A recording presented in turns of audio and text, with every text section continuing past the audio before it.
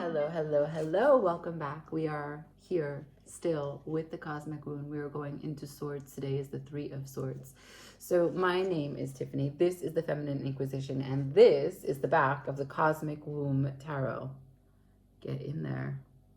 Get your mind in the gutter. What does that look like? The Cosmic Womb. What is a womb? So just to let you know a little bit about the deck, okay? It's powered by the number 6, which is external harmony, because the extra card is the Cosmic Womb, number 42, the answer to the universe. And it is the way in which we continuously transform, transition, create, gestate, birth new life-changing events in this one life by harmonizing the divine feminine and the divine masculine. And you will see that, or if you want, you can find it. That video was already created. What I want to tell you is that today we are doing the Three of Swords, the very much dreaded, hated, gut-wrenching. When you see this card, you know, fuck. And why? Because look at the imagery of it. You know? Now, we very playfully have the kind of kid-like crayon drawing, and we love that. And if you look at the deck and you look at all of the illustrations, the imagery is always kind of like moving from one state to another, right? Like it's kind of liquid, it's kind of gas, it's kind of solid.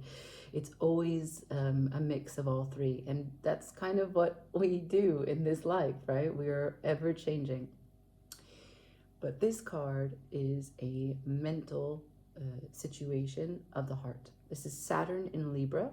So think Saturn delays, restrictions, fears, constrictions, things that are going to push you to your limits, right? Whether it be you obsessing over them or them just leaving you, right? Saturn always covers endings. But in Libra, it's the matters of the heart, meaning relationship, relating to the other. So it holds a lot of space for disappointment, for sadness, for abandonment.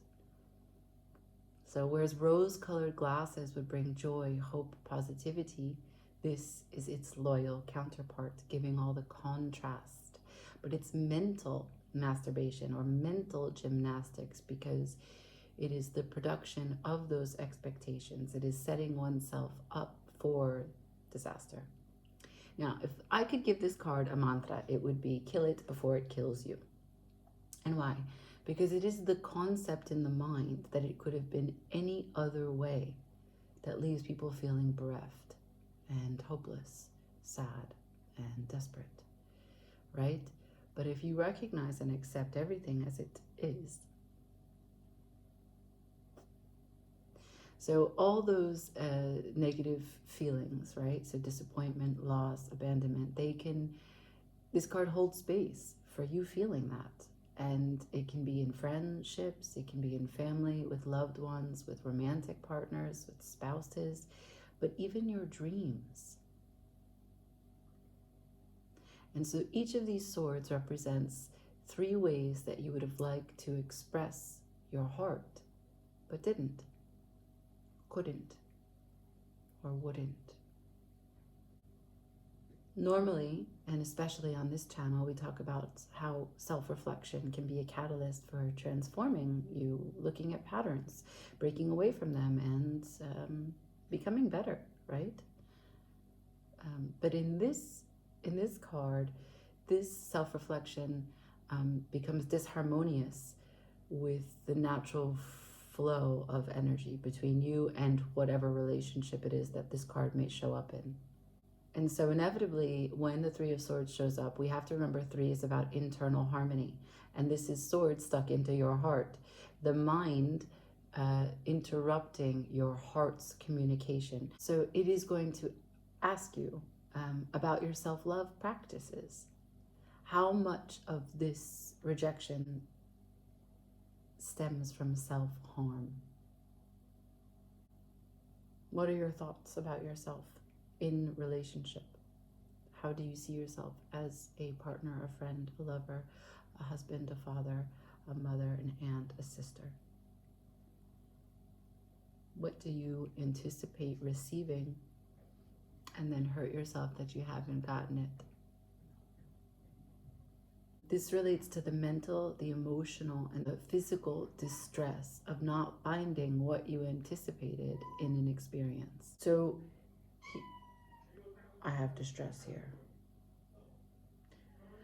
So here are some questions that you can use to dig deeper when this card shows up. You can stand in the kitchen and whine because, you know, you don't have a full bowl of food and you don't have that extra crunch on top. Just kidding. Here are some of the questions that you can ask yourself, okay? Notice the difference in the inflection. So, what were you thinking? And this is if and when you are faced with the dreams, the fantasy, the illusions that you build and let orbit around someone, something, some new job, some new friends, some new neighbors, some new relationship. What were you thinking? And then there's what were you thinking, which is onto the other person. Like, why would they, right? Speak to you that way, do that thing to you, turn their back on you, make those decisions, whatever it was, right? That didn't sit well with you.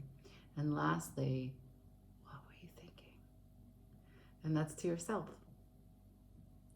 Inevitably, we are calling onto our path experiences that we know we are going to learn from and use as a springboard. You're in a constant state of growth. So it is senseless to be stuck on something that that left you or that hurt you. Pain is real. It's also an illusion. Emotions are real.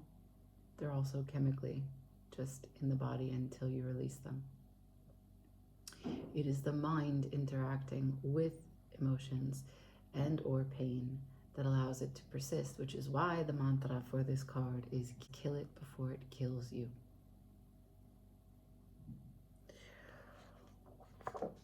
Okay, I know that's very serious, but the swords as a suit it's tough. It's a hard suit. Management of your mind is only capable for people who think that they are not subject to their thoughts, right? So first and foremost, if you don't recognize that your thoughts will impact your feelings, you will just feed your thoughts. If you don't recognize that you are not responsible for every thought that comes into your mind, you will be crippled by the thoughts that enter. That's why I say mental masturbation or mental gymnastics. We cannot control every single thing that comes into our mind. We are receiving and processing information constantly. We are receiving information that we are not even conscious that we are receiving.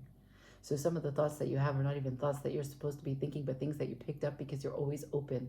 Your frequencies are in, depending on the amount of people that you surround yourself with, but you are coming into contact with frequencies, the vibration of thoughts of other people. Everything that you watch, be it on social media, but also like content on the TV, everything is going to tap into a reservoir that you didn't know was there. It's built to do that. And so when the thoughts come up, you're welcome to sit with them. They are your thoughts. The feelings that come from them are your choices. Knowing that and releasing them is part of your work, okay? So again, kill it before it kills you. The cosmic womb. And so please let me know any questions that you may have. I'm going to continue with the sword suit. Also, shipping is available as of October, and you are free to pre-order. Okay?